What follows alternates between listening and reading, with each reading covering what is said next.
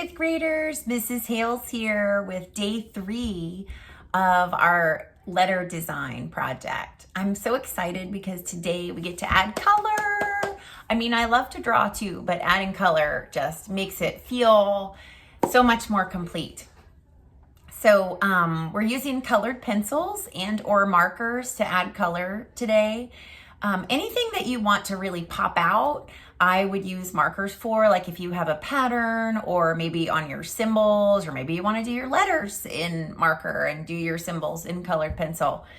You don't have to use marker if you don't want to use marker. If you want to just stick to one medium, you can.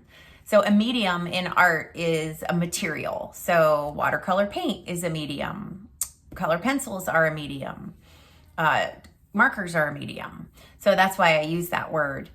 So you could just stick with colored pencils, or if you want to combine the two mediums, you can.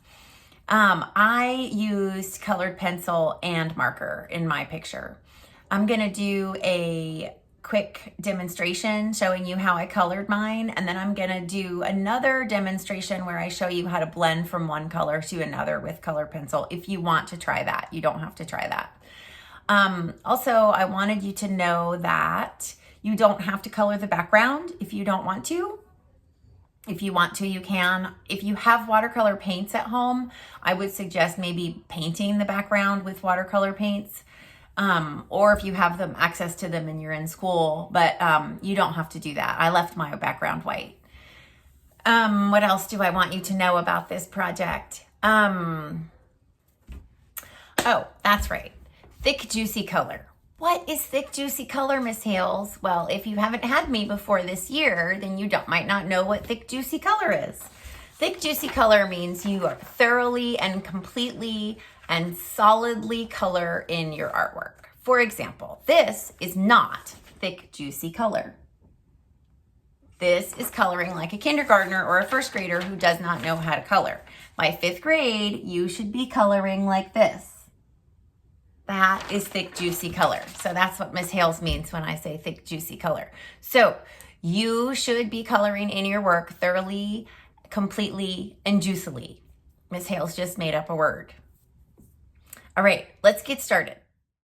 So I chose to do my marker first. It doesn't really matter, but in this project, I wanted to do my marker first. The only time it matters is if you're doing black Crayola marker and you need it to dry. The permanent markers like a Sharpie usually dries pretty quick. If you're using a black Crayola marker, then you want to wait for that to dry before you come back in with colored pencil, because sometimes the colored pencil will smear the black Crayola marker. Anyway, I colored in very completely and thoroughly with my marker.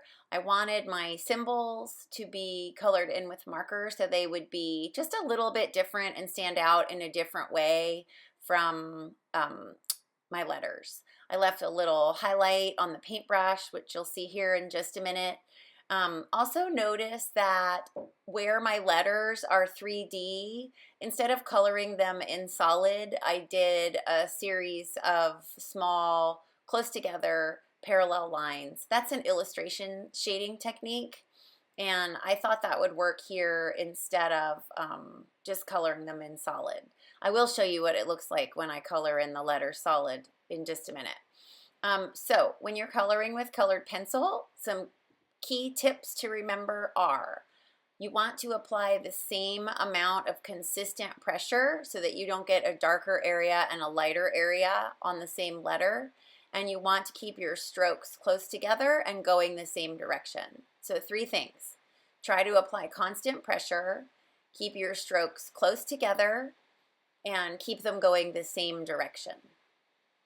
Those are my 3 color pencil techniques for coloring in an area, an entire area in one color. What I'm doing here is going over the dimensional part of my letters with gray, so it'll look a little bit darker. By the way, do you know what 3D means? What are the dimensions when we refer to 3D? Does anybody know? They are width, length, and height. Or you could say length, depth, and height. Now, in a drawing, you have to make things look 3D by giving them highlights and shadows or shading. So if you want to try a color fade from one color to the next, you're going to push down with a medium pressure with your first color, in this case light blue. And then as I go up my letter or move up my letter, I'm going to lighten up my pressure a little bit. And I'm actually going to color a little bit farther than I really wanted to with my light blue, with a really, really light blue. And then I'm going to come back where I want my area to be darker blue in this case, and I'm going to color that in. And then as I move down into where the light blue in color is, in my first color I put down, I'm going to lighten my pressure again. So I've got two really light colors over each other. I've got my light blue mixing in with my darker blue, and my pressure where those colors meet is very, very light.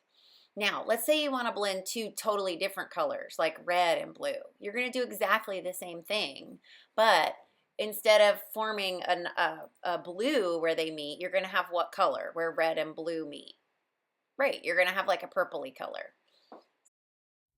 So you're paying very close attention to your technique, how you're layering and blending those colors, or if you're not blending colors, how you're applying your pencil strokes or your marker strokes. You're paying very close attention to that.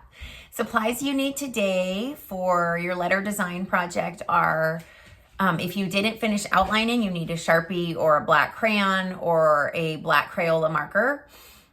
If you're just going straight to color today, you can use colored pencils, you can use markers. If you want to watercolor paint the background, you can do that. If all you have at home is crayons or all you have at school is crayons, you can use crayons for this project. The only problem with crayons is it's hard to get a lot of detail work done with a crayon, unless you have one of those pencil sharpeners in the back of your box like I have. Then it's you can keep sharpening your crayon, so it's a little bit easier. I'll show you my finished H, and I blended my color here, and this is an example where in the dimensional part, I just colored with black colored pencil. So that's a solid color. It's not those little stripes that were in the background on this one. Have fun coloring your letter designs and pay attention to what you're doing, boys and girls. I can't wait to see you next class.